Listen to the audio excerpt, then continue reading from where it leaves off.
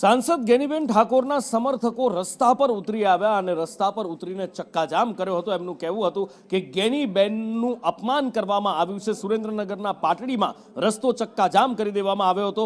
ગેનીબેન ઠાકોરને ગદ્દાર ગણાવતી એક post viral થઈ હતી અને એના ઉપર સમર્થકોનો રોષ ફાટી નીકળ્યો હતો। આવા ગેનીબેન ઠાકોરની વિરુદ્ધમાં એમના ફોટા ઉપર ગદ્દારનો સિક્કો મારી અને એમનું અપમાન થાય, માનહાનિ થાય, હિન્દુઓ અને મુસ્લિમોની લાગણી ભડકાય।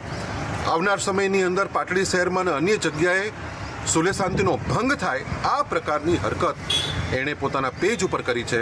ત્યારે આજે અમારા આગેવાન નટુજીભાઈ ઠાકોર એમણે ગઈકાલે ફરિયાદ આપી, પરંતુ ગુજરાતની પોલીસ જ્યાં ભારતીય જનતા પાર્ટીનું નામ સાંભળે છે ત્યાં આ પોલીસ પંગુ બની જાય છે।